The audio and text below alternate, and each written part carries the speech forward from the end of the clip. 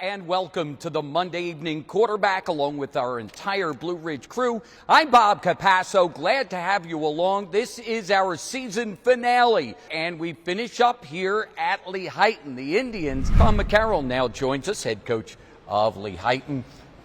Before we get to the highlights, we got to talk about this stretch run you guys put together, because you came up with the surprising win against Tamaqua, the big win against Jim Thorpe, and then that Blue Mountain win. You got to feel good about how this team played down the stretch this year. Yeah, there's no question about it. I mean, we really felt that we had the pieces to put that run together. We're kind of hoping, obviously, it would have came together a little bit sooner, but, you know, a lot of moving parts, but a lot of great senior leadership, I thought, down the stretch really kind of showed itself.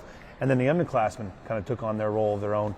And the cool thing is not only did we put some great games together, but the way we did it, a lot of different moving parts. The offensive line, who never gets any credit, probably should get the most credit when it comes to putting offensively what we did together, because we just relied on them and we challenged them and they answered the call. And so it was really cool. And also too, we had some injuries. We had some key injuries in those games where, you know, sometimes in the past schools our size struggle with depth. But you had some kids who, you know, did get a lot of playing time early in the season, but when their number was called, they really stepped up. You beat Blue Mountain. It was your first district playoff win since that great 2017 team. That had to be a big shot in the arm for this program. You mentioned for the seniors, for their last chance, but for the youngsters saying, okay, we've tasted some success here. Yeah, no question about it. It's one thing to win some big regular season games, but as everybody knows, the stakes get a lot higher. And as you mentioned, the first win since 2017, and even more so, first road win that we've had since I've been here, 13 years. And so, if kids are going to take something, moving into next season, I think that's a great shot in the arm for us. We now transition to the football team and the guys joining us this evening.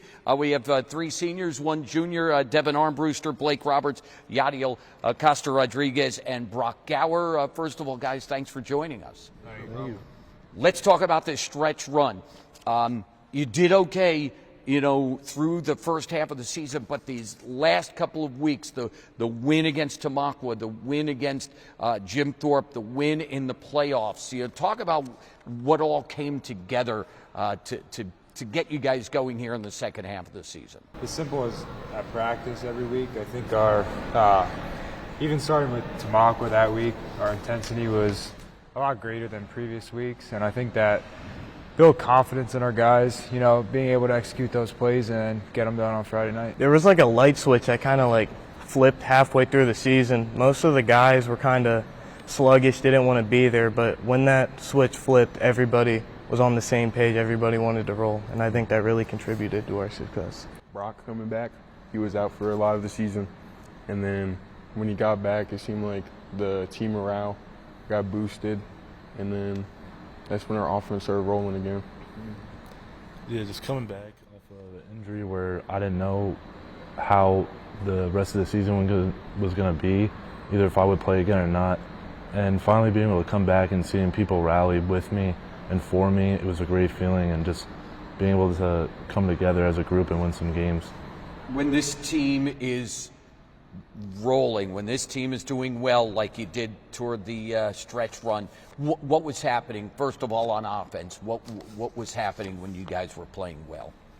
I think the line clicked as a group, and we really got together and started playing as a team more, and I feel like kids were trying their hardest on every play, and they just wanted it more.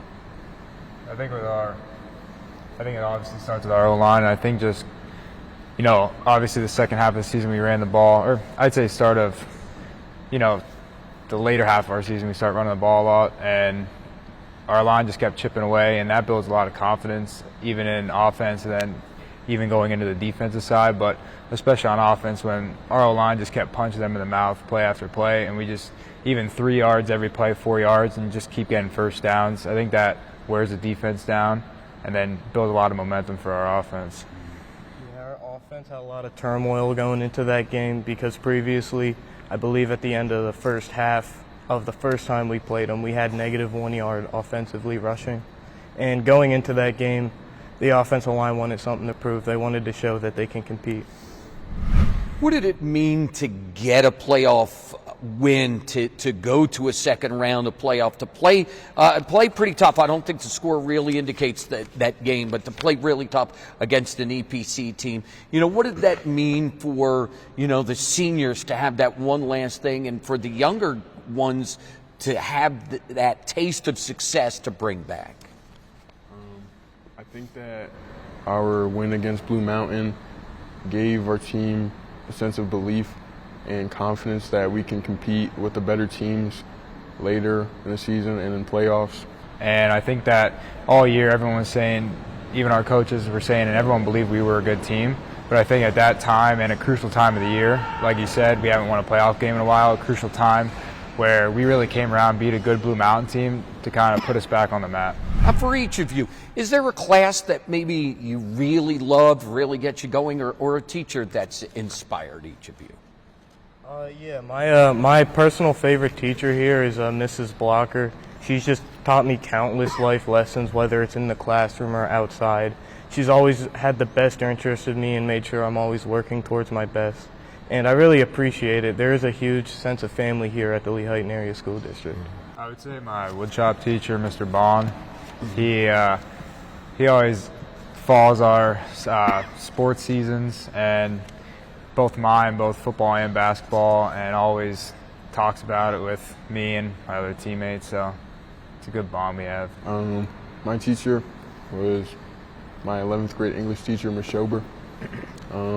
I've only known her for like a year and a half, but in that time, she's been someone that I can go to talk to, and she's there to give me advice if I'm ever going through anything. I appreciate it. For me, I'd have to say Mr. Tack, who's not only my teacher but also my coach, and he's built me up to be a better football player, and in the classroom he's been a help, always like helping and guiding me, so I'd say him. Now for the seniors, you will be graduating from this program. You've been a big part of it over the last couple of years. For the three of you, what will you take from having played here at Lehighton, and what do you hope to leave behind for the younger guys coming up? Well, I've learned a lot here at this program. Thanks to the coaches, they taught me so much. And I think football has just made me better as a person. But to leave behind, I think this season leaving behind is just great for the team. We've been in such a slump for how long, and finally coming out of the slump and able to win games is just huge. It's a game changer for the future, and just to know we're in good hands is an amazing feeling.